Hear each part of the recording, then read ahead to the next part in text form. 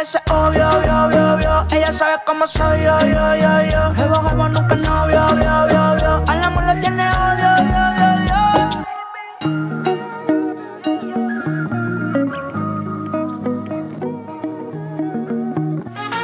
Family friendly, truth we bring. In every moment, hear the joy we sing. Voices that lift, shows that shine. Wells Radio, always on time. Wells Radio. Wells Radio. Wells Radio, 89.3 FM, your preferred wholesome radio.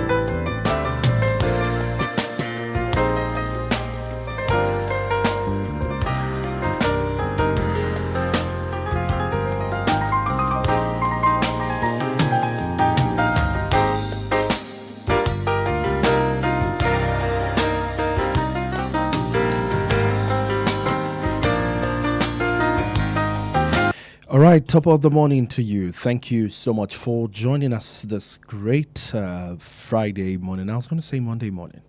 All right, welcome to the show. This is a weekend edition of Perspectives Unlimited on Wells Radio 89.3 FM. And of course, today is the 20th day in the month of February 2026. We thank God for life and, of course, for all that we have. It's the weekend edition of the program where we take you through all of the top stories making the rounds in our nation, Nigeria, for the day. And from our studio, it is 6:33 a.m. I hope you're set for whatever assignment or task that you have. The streets is likely to be lighter today as most primary and secondary school is on midterm break. And so, if you have the map or what the traffic is like, you may want to, lag a little. But if not, set out as fast as you can so you can get to your destination in real time. My name is Ayo Emmanuel-Ojo. Welcome to the program. This is 89.3 FM, or your state number one family radio station, broadcasting live from Wells Broadcasting House along Alafin Avenue, Oluyole Estate, Ibadan, the capital of your state. This morning on the program, we have The Punch, The Vanguard, and The Guardian newspaper. We start with the front page stories. Right after that, we take in-depth analysis. Stay with us.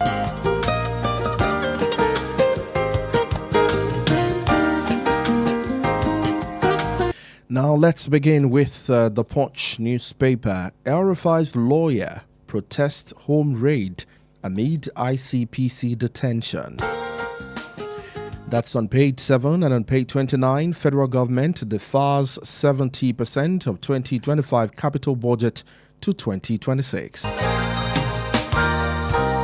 On page 3, Ayo versus Tunji Ojo, political cold war sparks killing violence in Ondo. And on page 2, Tinubu's executive order, federal government, state, local government allocation may increase by 15 trillion naira. And the rider to the story says President moves to channel proceeds directly to Federation account, NNPC, NUPRC, NRS, revenues affected.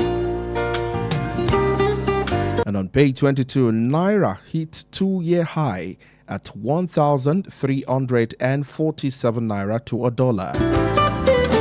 And on page 7, DSS invites suspects as wife open up on Dandiata's abduction on page 7. And finally, banditry, CDS, Kwara Gov rally troops as Operation Savannah Shield begins on page 11.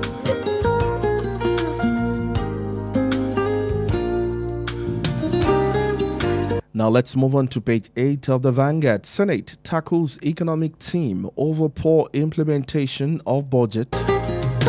On page 7, how we tracked, arrested or were church attackers, DSS witness tell court.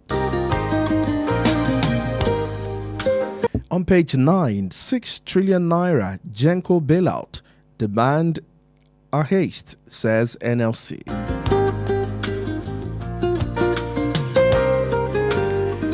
And on page 8, El-Rufai spends second night in ICPC custody amid multi-agency probe on page 8. As Commission raids resident in Abuja, you find the details of that and more on page 8 and page 26 of the Vanguard today. On page 19, Edun raises alarm over rising debt service burden. The writers to the story says debt servicing cost now outstrip foreign financial inflows. G24 cross-border payment too costly and slow, says Cardoso. Members face constrained physical space, says Massa. On page 6, terrorists kill 34 fasting Muslims in latest Kebbi attack on page 6. And on page 5, 2027 Electoral Amendment was credible. Electoral Act Amendment was credible and inclusive, says Nance. The writers to the story, ADC vows mass mobilization. CSOs says unhealthy loopholes threatening credibility oppose. We are back to square one, says MBF. And on page 10, drivers operating under influence will be prosecuted, says the Lagos State government on page 10.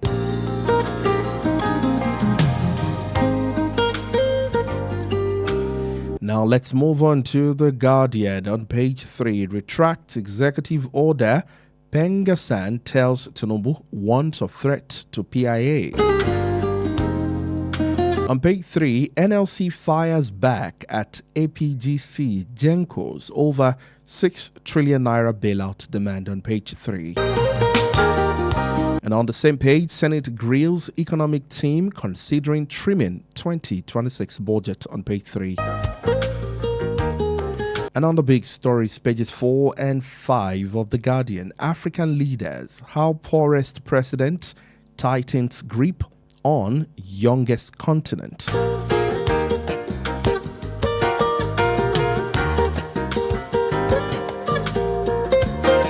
And on page 30, Lakurawa terrorists kill 34 in Kebbi State.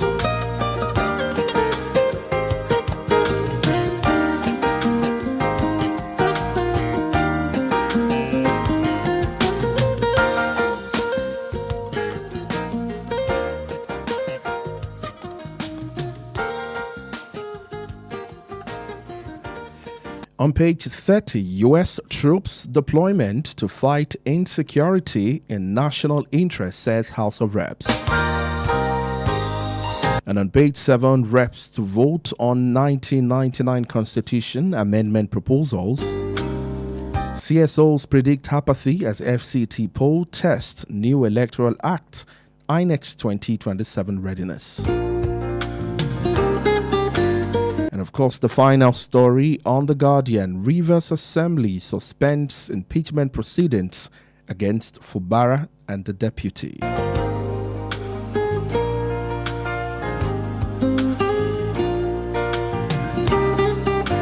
And that's all we can take this morning on the program with the front page stories. Thank you so much for joining us on the program today, and thank you so much for your time. From this moment up until 7:30, we will be here to review some of the top stories in Nigeria for today. Let's take a break, and when we come back, right after the breather, we dive straight into the conversation for this morning. Do stay with us.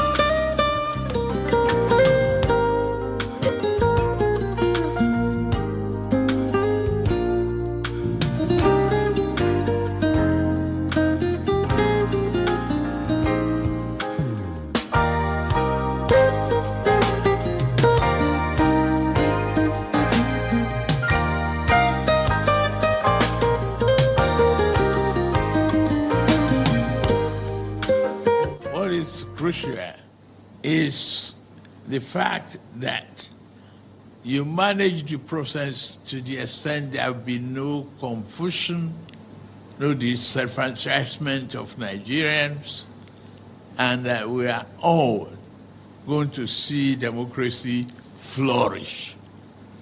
It is time that we have confidence in our system. No matter how good a system is, it's managed by the people, promoted by the people, and the result is finalized by the people. And we need to avoid glitches. I'm glad you did. Interference, unnecessary hacking in this age of, computer inquisitiveness. Nigeria will be there. We will flourish.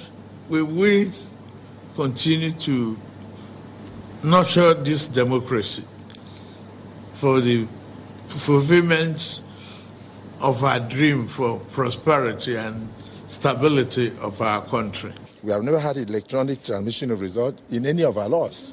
We never even recognized the IRF in the 2022 Act. All those things are now there. And at the end of the day, more powers are given to political parties, that they should decide who their candidates are. And above all, participatory democracy, more inclusiveness. Members of different political parties are now allowed to do direct primaries. That means you can choose the person you want. Delegate selection, of course, one person can write the list and then just submit. But this time around, the members who are in the political party will stand up and vote for their candidates and the candidates of their choices. The number of days notice, which was earlier in the 2022 Act, 360 days. Now we have seen the wisdom to reduce it to 300 days. And this will inadvertently translate to holding the presidential and National Assembly elections in January 2027. And that will technically avoid conducting election during month of Ramadan of 2027. We took cognizance of the peculiarities of the country. We did not allow too much outside interference, and we're very patriotic in our submissions. And at the end, we believe strongly that what the president has just assented into Act of Parliament will make for a better election in the future, and will also lead to prosperity, and will also lead to transparency of the electoral process. At the end, Nigerians will benefit a lot from future elections. Every vote will now count.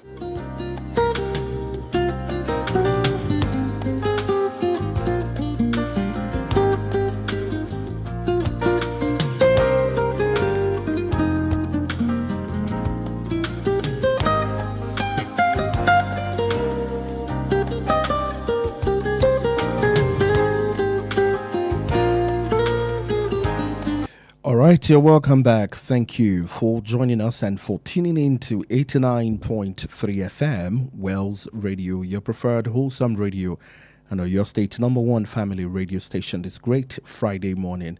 We're reminded that you can stream us live from anywhere in the world on all our streaming platforms.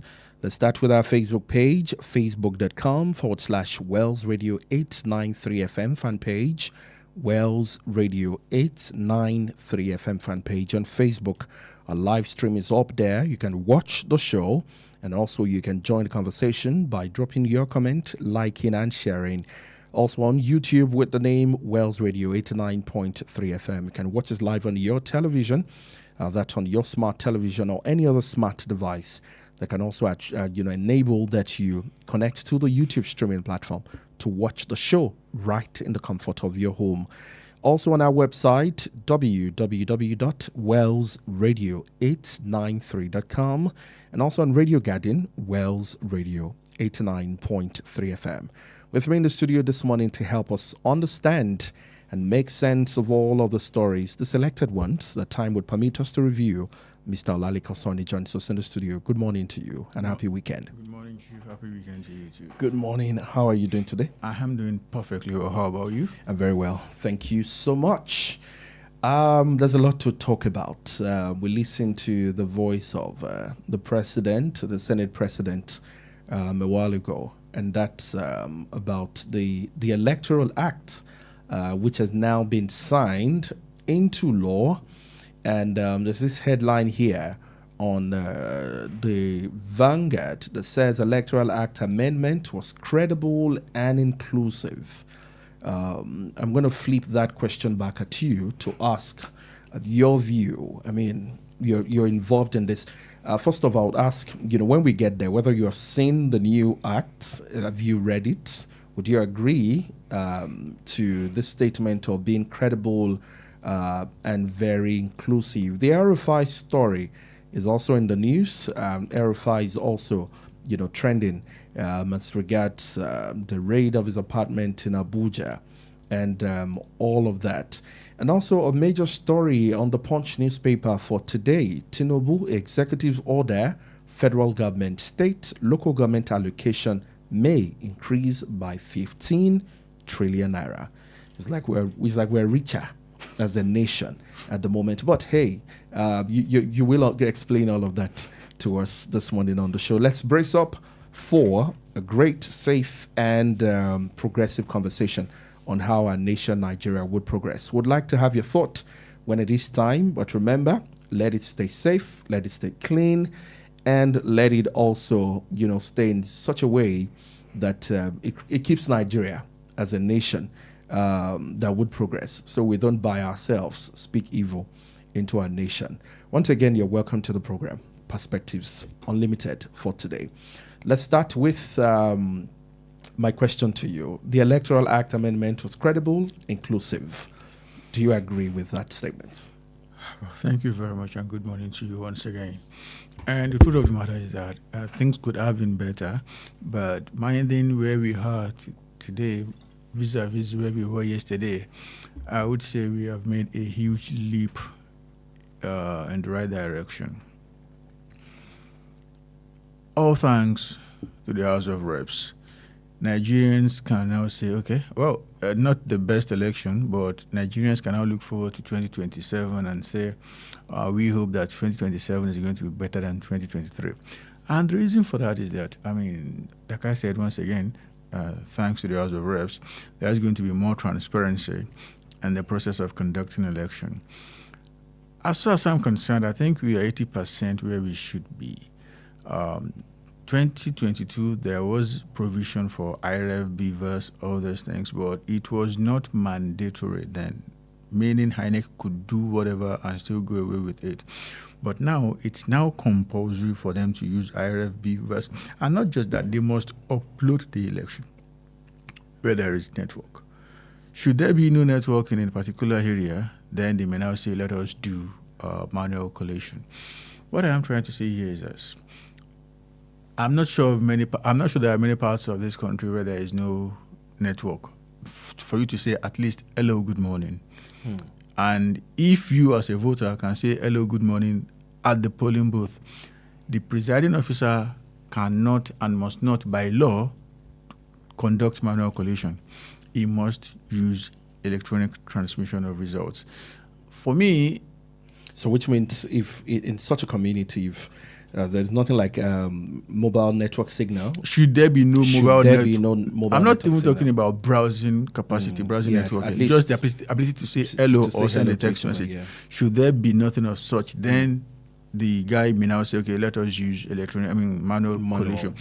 The truth of the matter is this: be it electronic transmission or manual transmission, there is still going to be some sort of human input in the process, because it is a human being that will give you the ballot paper. It is the human being that will do the sorting after election. It is human beings that will do counting and all of that. The only part of it where technology comes in is how you upload the election. I'm talking about the result, which is actually very, very important, because without the result, nothing. It's the result that is usually manipulated. So for me, I think, like I said, we are not there yet, but I think we are on the right path. And what this is going to bring about is a situation where all of us have to be very, very conscious of the law, number one, and conscious of our rights. If we all can move out of the day of election, make INEC understand that this is what we want. The law permits us to use electronic transfer. You have no reason to say you want to use manual collation. I think we will be fine. All it needs is our contribution, our input, our participation. Should we offer that, then I believe that we are going to have a much more credible election come 2027. All right. The House of Representatives yesterday mounted a robust defense of the newly assented Electoral Act 2026, saying the law, though imperfect, was enacted in strict compliance with constitutional and preliminary or parliamentary, procedures, and reflects the collective will of the National Assembly. This came as the African Democratic Congress ADC said it will mobilize Nigerians nationwide to protect the integrity of the future elections, accusing Bola Tinubu of weakening democratic credibility by signing the Amendment Electoral Act into law. Also, civil organization and society CSOs warned that unresolved loopholes in the new electoral law was threatening the credibility of the 2027 polls and flagged Tinubu's hasty signing of the bill into law. Meanwhile, the Middle Belt Forum MBF said the Amendment Electoral Act signed on Wednesday by the president has brought the Nigerian electoral process back to square one. Speaking at the briefing convened by the coalition of the CSOs in Abuja, the House spokesman Akin Rotimi dismissed claims that the legislature ignored public opinion in adopting key provisions of the act, particularly on electoral transmission of result. Do you trust INEC for this exercise? I mean, before now, they were not mandated. The position or the name of INEC being independent, that independent, opening of its name has been questioned since, the change into being INEC as the influence of, the political power in that particular institution. Now with the new electoral act, especially with the transmission of results, you also referred to something as, hey, this may still not be the perfect course because we still have the interference of, human figure. The ballot papers would still be done and the likes. Do you trust INEC to give us the appropriate election come 2027? Thank you very much. In all of what you said, please let me single three things out. Number one is the position of INEC. Number two is the position of House of Reps. Number three is the position of the African Democratic Congress, ADC, which I believe is the most viable opposition party in today's Nigeria. Please pardon me, I have trust issues generally. I don't often trust human beings, especially when all they do is to talk. I don't rate people going by what they say. I judge people by what they do. That said, I think the current chair of INEC needs our encouragement right now, because he did something that was impressive in Anambra.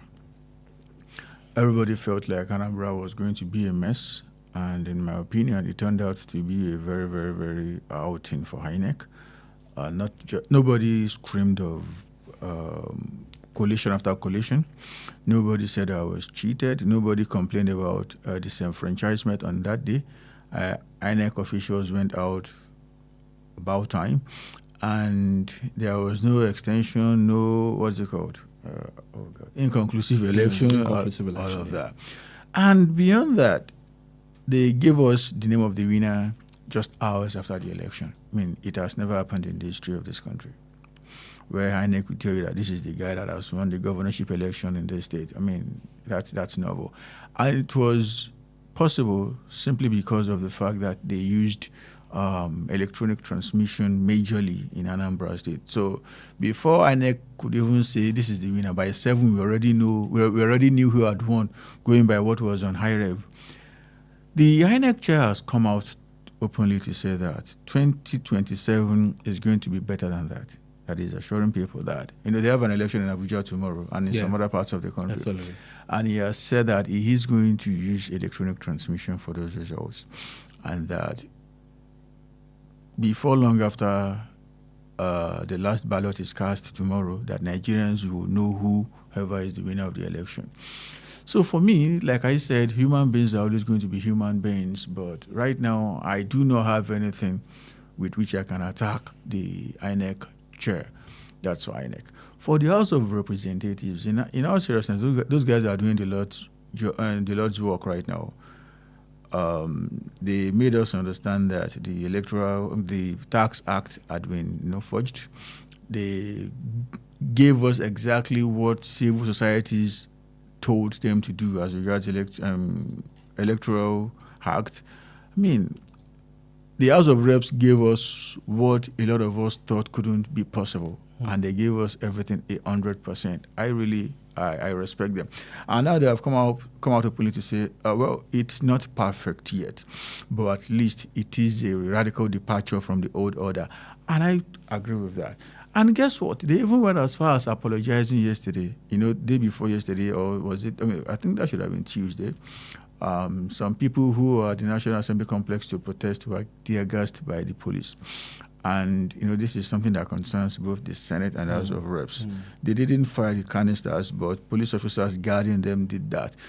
And they came out in unison to say, we are sorry for that. We apologize for that. I mean, that's huge. It takes a lot of strength to say, I am sorry. To apologize, yeah. I mean, I think the House of Reps is doing well right now.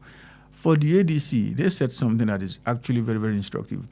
And that thing is what is making me believe that this guy, it's another point out to the fact that these guys know exactly what they are doing. Now it's no longer about complaining, because should you complain between now and May 27 next year, trust me, you're not going anywhere. It's not about complaining right now, it's about working. And they said they are going to mobilize Nigerians so that they can understand the process and they can know how to work with the process. That's exactly what I was saying at the initial stage, that it's going to involve all of us putting in our effort. And that is what the ADC has said that they are going to champion. I like that. I like that a whole lot. With someone like me, there is no way INEC can misbehave on the day of election. Should someone like me be at any polling unit, because I understand the process from A to Z. That is what I want the ADC to give to Nigerians. Is that the role of a political party to helping Nigerians understand their electoral act? Is that the work of a political party? Do you think the ADC is a political party? Yeah, of course it is. In the opposition, the strongest opposition at the moment, could this also be some form of, campaign? Garner some kind of sympathy for itself rather than educating Nigerians? And my question again is the job of educating Nigerians on their electoral act of a political party to do? It should be the job of the National Orientation Agency after the INEC. INEC should be at the forefront of doing this. Then the NOA. Trust me, serious political parties are also going to be part of it. Because if you have people who do not believe in the electoral process, they most likely will not come out on the day. Nobody wants to waste their time. That's number one. Number two, even if they want to participate and they don't know how to, you will just be popular on the pages of newspaper and social media, but it's not going to translate into votes. So you need to find a way to plug the disconnect. the process is there. It's not perfect, but it is doable. For any serious politician, I mean, what we have right now is workable for you to gather votes that would take you to office.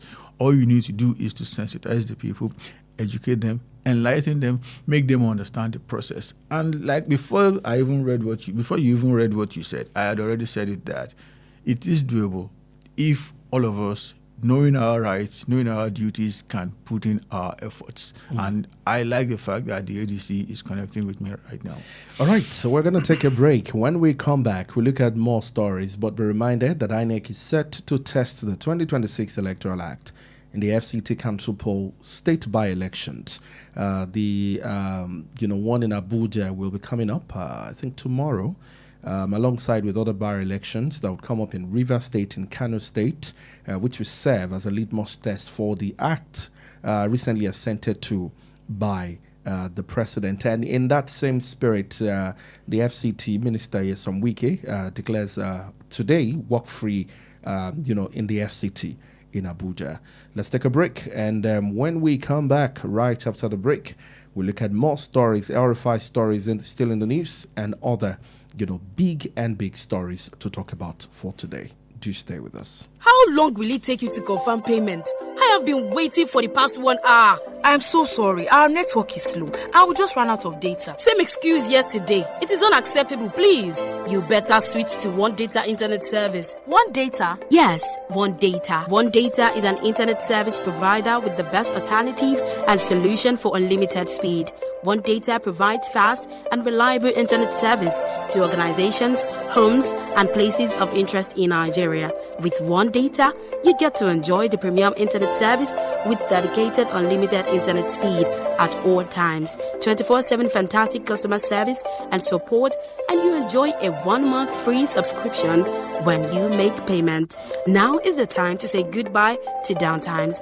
Sign up with One Data today on 0811 223 2671 or visit www.onedata.ng for more inquiries. One Data, unlimited speed. Did you know millions of Nigerians don't attend church every Sunday, but many of them listen to church on radio right from the comfort of their home? Wells Radio 89.3 FM is calling on pastors, big or small ministries, to share their messages on our church on radio platform every Sunday from 9 a.m. to 11 a.m. and reach the unreached. Every soul deserves to hear the word and be blessed. Is your message 30 minutes, an hour, or longer, live or recorded? Let us help you touch heart that may never walk into a church. Call Ayo on 0706 840 7359 or Toby on 0803 509 3394 today and bring the gospel to every family. Are you hungry for something delicious? Food that feels like home but tastes like pure luxury? Then welcome to Honeydew Restaurant, where every meal is made to make you smile.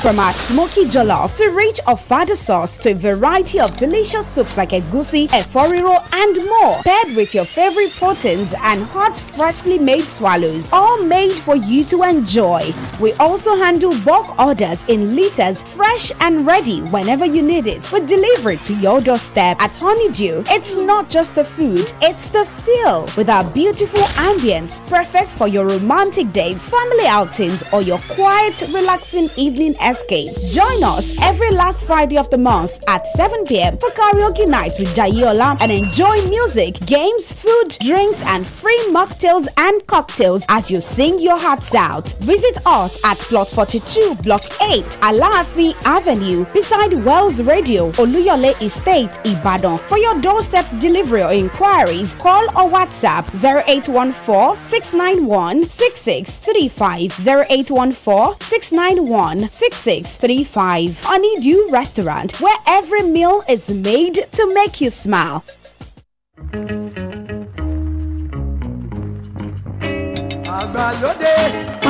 Pàlùdà tá à ń rọkọ́ pàlùdà tá à ń ràdá òun náà ló yí kan ètò yín ètò wa àgbàlódé lètò àgbọ́kọ́gbọ́n èyí tá a ti ń kọ́ ẹ̀kọ́ látara àwọn ìrírí ìlàkọjá àti ìgbésí ayé àwọn bàbá àti màmá tó ti la oríṣiríṣi ìpele kọjá nínú ayé yìí ṣebí wọ́n pé ìrírí làgbà ọgbọ́n ṣe bọ́jọ́ ìṣẹ́gun láago 2 sí 3 ọ̀sán la máa ń gbẹ́tò àgbàlódé tẹ́lẹ̀ níkànnì kànga agbọ́mọgbẹ Wells Radio 89.3 FM bẹ́ẹ̀ ni àsìkò ló yí padà ṣùgbọ́n ètò àtàtọ́kùn ètò yípadà o ẹ pàdé ọ̀rẹ́ àwọn àgbà ẹ̀yẹnjú olódùmarè Francis Amafi ní gbogbo ọjọ́ sátidé láago 6:30 sí 7:00 ìrọ̀lẹ́ 6:30 to 7:30 p.m. láti túbọ̀ kẹ́kọ̀ọ́ lára àwọn àgbà tó ti gba ibi táwa ṣe ń gbà kọjá nínú ayé yìí ètò àgbàlódé lọ́jọ́ sátidé ọ̀sẹ̀ tá a wà yìí o níkànnì kànga gbọ́mọgbẹ Wells Radio 89.3 FM àjọ máa gbọ́ ni.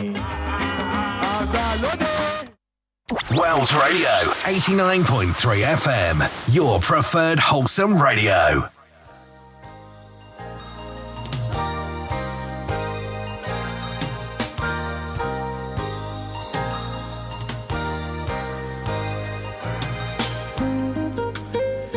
All right, welcome back. Thank you for joining the program and for standing by. If you're just joining us, this is Wells Radio 89.3 FM and Perspectives Unlimited. It's live, the program where we bring you up to speed with happenings in Nigeria, straight from the dailies with in-depth analysis to help you understand all of the stories we have for you today. My name is Ayo Emmanuel-Ojo. Studio lines 0916-893-1000 and 0915-333-4893 and also 0911-333-3893.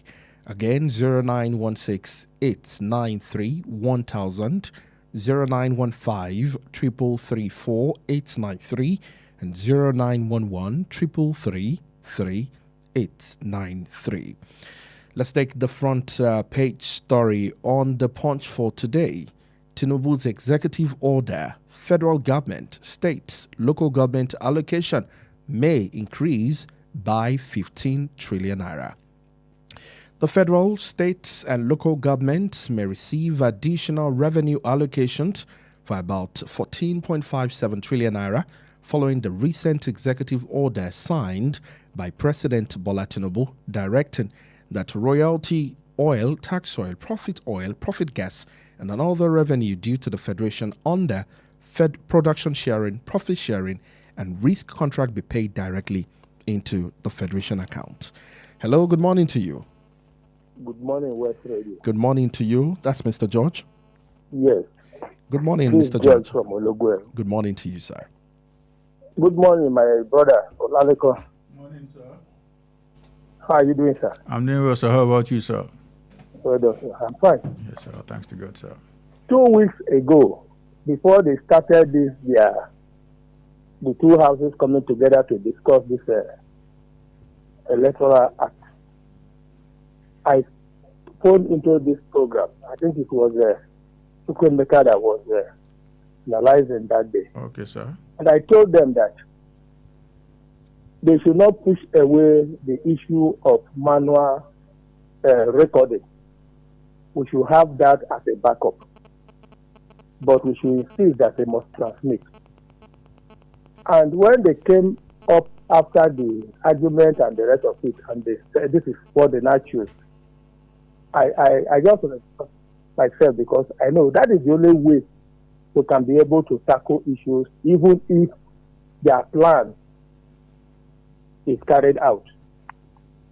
So that's when you spoke this morning. I'm talking of Mr. Tony. Yes, sir. It looks as if we are thinking alike. Let's watch what they want to do. Everything has been so tight, and since they are not ready to listen to the voices of the people, let's see where they carry us to. If God will allow them to do it. Yes, All I know is that this country will survive. Amen. Despite all these attacks from all corners. Amen. God bless Nigeria. God bless you too, Mr. George. Thank you so much. I love the prayer. I love the prayer part of it. You too can join the conversation 0916-893-1000, 1,000. We have another call on the line. Hello, good morning to you. Hello, good morning. Yes, good morning. Yes, sir. Ruth calling from Malakia. Good morning, Ruth. Thank you for calling. Thank you, sir. No, now that the electoral bill has been signed into law, I just hope it's not a plan to control the coming election. Sadly, the issue of sending results electronically has not been fully settled. So, but I believe we Nigerians are more alert and ready. So we should go out and get our activities, vote in large numbers. So with that move, we can stand against any unfair moves from this APC administration. I just pray that God will continue to lead us right. Good morning. Good morning. Thank you, Ruth from Alakia. Thank you for calling the radio station this morning. Before the first call, when the story of executive order by the president, state, federal government, and local government allocations may increase by 15 trillion naira. This is based on an analysis of revenue inflows in 2025, drawing on monthly earnings submitted to the Federal Account Allocation Committee and obtained by news correspondent on Thursday. Based on the estimate from the 2025 remittances of the Allocation Committee account, the Nigerian National Petroleum Company is projected to remit about 906.91 billion naira in management fees and Frontiers exploration funds, with oil and gas royalty totaling 7.55 trillion and gas flaring penalties at 611.42 billion naira collected by the Nigerian Upstream Regulatory Commission will now be remitted directly to the Federation account. Basically, all of this is that federal government, state and local government may get an increase in their allocation, and that's about 15 trillion naira. Let's get your thought on that. Thank you very much, Chief. As far as I'm concerned, there is nothing to celebrate on the ground. It is a big mistake, a very, very big mistake, that NNPC is keeping 80% of whatever they make after selling crude on behalf of Nigeria. But the mistake didn't happen by accident. It was by design. These are things that are embedded in the Petroleum Industry Act, the PIA. Like I said, it is an act of the National Assembly. The president cannot override. You cannot negate an act of the National Assembly using executive order. If the president really, truly wants to change the status quo, then he will have to change the law, which only happens after he sends a bill to the National Assembly, both chambers to be precise, asking them to change the relevant sections we are talking about here. If the president isn't doing that, it's just a case of bulaba and bala blue. And the reason for that is this. There is a process through which you make or amend laws, which I know too well that the president understands. When he wanted to change the national anthem, he didn't sign an executive order. He went to the National Assembly asking them to change Arise Your Compatriots to Nigeria We Hail Thee. So if he is really serious about this, then he knows what to do. If he is not doing that, my only summary for what is happening on the ground right now is that he wants to be seen as working for Nigeria and Nigerians, when in reality, it's the opposite. Let me now tell you something, Chief. Should the NNPC make $100 today, they are going to keep 30% as management fee, 20% as profit, then another $30 for frontier exploration. I mean, what that means essentially is that use that money to search other oil deposits in the ground. Doesn't make sense to me. Then all of us will now have to share $20. I mean, that is not making sense. But guess what? It's the president who appoints the group CEO of the NNPCO. 2024, the NNPC told us, after Mr. President said in 2023 that subsidy is gone, that they spent 7 trillion naira on fuel subsidy. I mean, that couldn't have happened if the president didn't ask them, oh, place this money here, place this money there. That's number one. Number two, 2025, they told us that they remitted 14 point whatever trillion in the federal government's account, which is wrong. It should have gone straight to the Federation account, where all three tiers are going to share the money.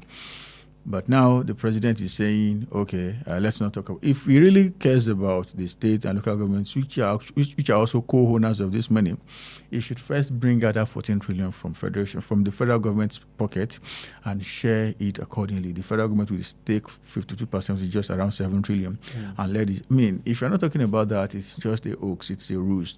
And like I said, it's as good as the local government drama. The president is fighting for us. In fact, he took governors to court. The Supreme Court said that the president should stop sending money belonging to local governments to state governments, while the president keeps sending money belonging to local governments to state governments. And I said, it's the governors that are bad.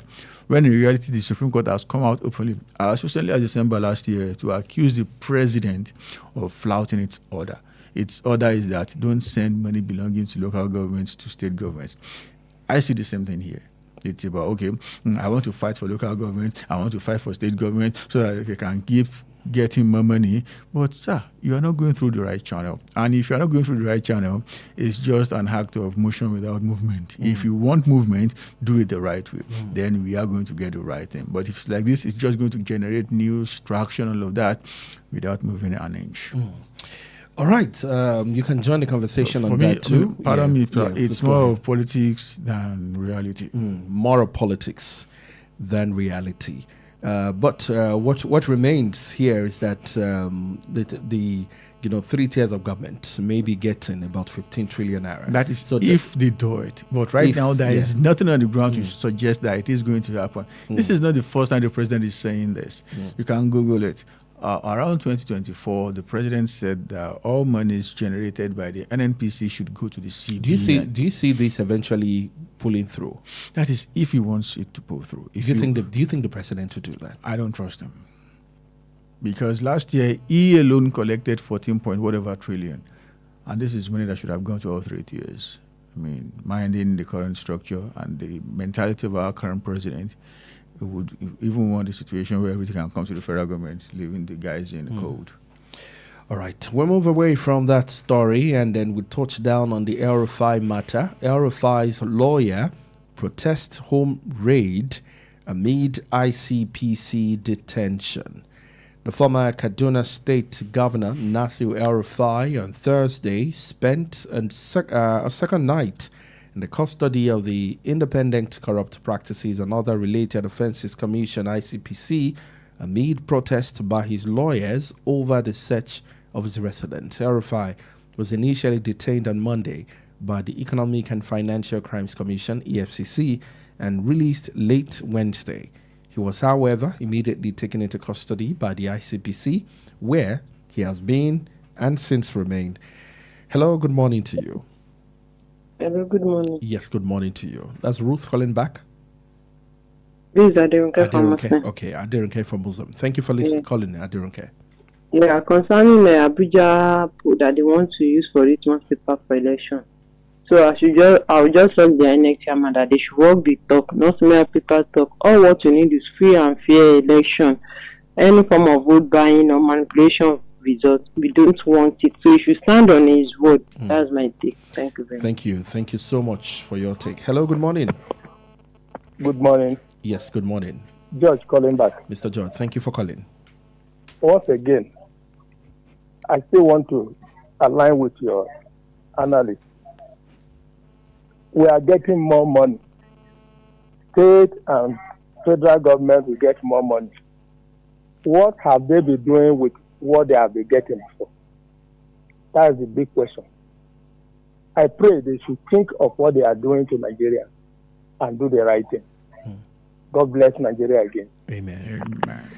All right, talking about El Rufai, he was initially detained on Monday by the EFCC and released late Wednesday. He was, however, taken into custody by the ICPC, where he has since remained.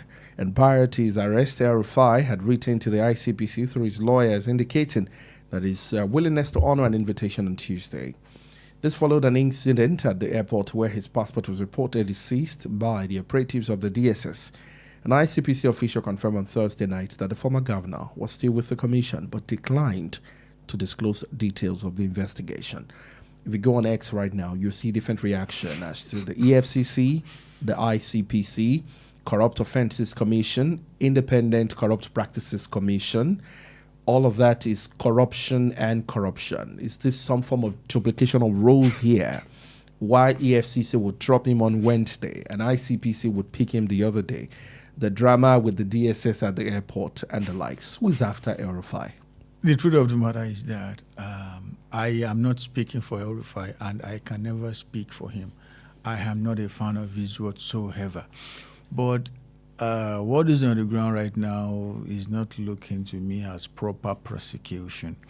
I see this as persecution like, you know, go get peace of mind for this country. That's all I can see here. The truth of the matter, like you rightly said, is that the ICPC and the EFCC are government agencies of, in my opinion, equal jurisdiction. A can prosecute you on a particular subject. B can also prosecute you on a particular subject. Look, like you rightly said again, if you look at the full meaning of the abbreviations, there is corruption, the two of them, and yet the two of them are struggling to choke one person. Mind you, another government agency is in the wings, the DSS, which I believe is the enforcer for this administration. Should El-Rufai see hell, I believe he needs to be grilled thoroughly. Not just him, men of yesteryears, Malami and the likes. But if you place what is happening with those guys who are now of the ADC side by side with what is happening with people who are still in the APC, then you will realize that there is a very, very clear, manifest and obvious bias. El-Rufai was outside of this country when the ICPC went to his home. They must have known, they must have been aware through the immigration service that guy is not around. Yet they went to his house. And the guy, not fearing anybody, he was in the Netherlands, he came to Egypt, coming closer to home, and eventually he came home. He told them immediately, you guys know I'm not around. I'll come next week. And he arrived. He went straight to them. His passport was actually stolen from one of his aides at the airport. And the reason the SSS gave for that was that, they feel like, okay, he might disappear into thin air. Are you kidding me? This is a guy who came from outside of the country. Is that the person who wants to disappear? Let's now talk about Yaya Bello. I can remember too well what happened in April of 2024. He was in his house. The EFCC came to arrest him. This guy didn't come out. Instead, his security aides, Nigerian forces actually, were shooting at EFCC people. And yet the same guy was granted bail to go to Saudi Arabia for Umrah. Despite paying for children yet unborn, his passport is with him. That's number one. Number two, nobody raided his home in Abuja or Lokoja. But look at Malami. His Abuja house was raided. His Kebbi home raided. El-Rufai too. What's the rationale behind these raidings? The truth of the matter is that if the person you're looking for is already with not you, present, or maybe probably with you, how do we make sense? The only person what's the goal? The only person you can raid is the person who can raid his home is someone you believe committed a physical crime. When I say physical crime, maybe stabbed someone and you are looking for the weapon. But these are guys who did whatever they might have done while in office. You are not accusing them of raping someone if it was a case of raping someone in their home, then you may go to their homes for biological evidence. But it's a case of graft and all of that. Everything you are looking for is in their office computers. You have no business going to their homes. It's just about ridiculing these guys and persecuting them and intimidating them simply because they are not in the APC. That is all I can see here. We all saw what Ganduje was doing with money in 2020. 2018, 2019. I saw the video. If the EFCC is having issues with seeing the video, I can't help them with the video. We saw the guy parking about dollars inside Abada. The EFCC told us they didn't see the video. At some point, they said, okay, don't worry, we will investigate. It's 8 years. Nothing is happening. Yaya Bello is a free man. In fact, he is a member of a committee chosen by the president to advance the lot of the APC. These guys are living large. And these are guys who have done things of equal weight. You are killing some people, you are letting other people, and you think Nigerians will believe that you are actually fighting corruption? If it were to be a case of them fighting corruption genuinely, I would have been screaming and clapping for them. But that is not the case. It's just a case of persecution. Let's take this. Hello, good morning. Hello, good morning. Yes, good morning. Sulaiman Sharif. Thank you for calling.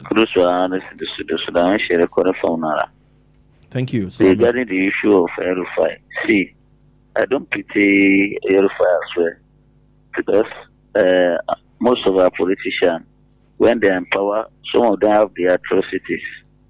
But now, Erufai is no more with them. So the ICPC, federal government institution, they have right to do the needful, to start change. But my question is, if Erufai join APC tomorrow, all the sin are forgiven. That's the major problem we have. So if Erufai is within the APC, the SCPC, EFCC, DSS, they're not questioning him, and which is not supposed to be, from my own point of view. Thank you. Thank you so much, Sulaiman Sharif, for your contribution this morning. Let's see where the Erufai story, will lead us to eventually. And hello, good morning, ITV1. Good morning, Benga Myra. Thank you for calling. Thank you, Benga Myra. You're welcome. It's like Sulaiman Sharif, you read my mind. Exactly the point I wanted to raise. If Erufai should join us today, I'm telling you, he'll be left off the hook. And let me also remind Mr. Sonny that among the names he mentioned this former Yahabelu, Aiba Gandhi, the former governor of Kaduna State, of Kano State. They called the Gandhi, they can remember the Gandhi dollar saga. As we speak now, what has the EFCC or ICPC done on investigating the issue of the dollar, the alleged dollar? And I think what Erufai caused what really is happening to him now, because he alleges, and I is saying that he who alleges must give an evidence.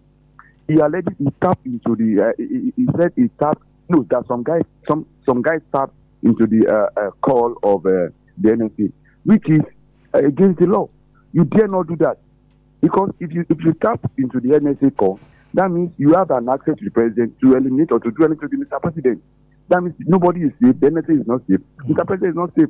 So the point is the alleged NSA. So those allegements, I think they are on the higher side, which ought not to be. And if you don't prove it, though it's a two-way thing, I think it should be detailed, and you should give an evidence of the allegations that he gave. Thank you very much, and God bless. Thank you so much, Benga.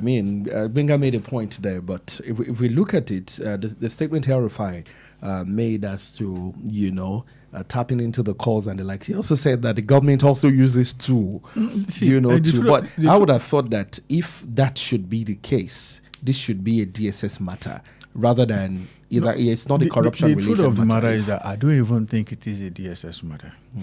If it were to be, it shouldn't go beyond police. The SSS is the country's topmost intelligence gathering agency. Look at the situation of the country. A king was shot dead in Ondo State yesterday. Those are the things the SSS should concern itself with. For me, the matter of Erufai and Ribadu is a case of two fighting. Somebody said somebody told him that they hacked someone's phone. Trust me, you can't secure conviction in a normal court setting based on that. He didn't say he did it. He said someone did it and the person shared the information with him. That is not the problem that I would want my own country's foremost security agency to focus on, managing the security situation in the country. The SSS, like I said, is now the enforcer for this administration. They took Showore to court over a case of bad-mouthing the president by Showore. Should that concern the SSS? No. This is a case of at most bad-mouthing. Bola Ahmed Tinubu should be the one to go to court in his own name to say, this guy said something I don't like about me. Not the SSS going to court to go and be the enforcer for this government. All right, finally, before we go, sad story here. Bandits kill 33 in Kebbi community. The Kebbi State Police Command has confirmed the killing of 33 persons following an attack by suspected bandits in the Arawa local government area of the state. Just like you said, there's a lot to fry. That is it. Yesterday, 5 in Zamfara, 37 in Sokoto. 8 soldiers were killed in Borno the other day. And all the SSS concerns itself with is, oh, you said this about the president. Oh, somebody said he hacked it. Man, that's not what we should be talking about. All right. It's not what we should be talking Thank you so much for your time this morning. It is morning. always an honor to be here. All right. That's all we can take on the show, Perspectives Unlimited, today. We want to thank you for keeping it logged and for joining us on the program today. Agbeya Wiroyin Agbomagbe comes in at 8 o'clock to take us through all of this, stories and even more. That short duration is 1 hour, 30 minutes of, looking at critical issues in Yoruba language. So you don't want to miss that at 8 o'clock. Up next is AM Sport. And for all sport lovers, thank you once again, Oyo State. We'll see you again on Monday, Roundtable with Chukwemeka. And of course, the men tomorrow by 8 o'clock. Good morning. God bless you.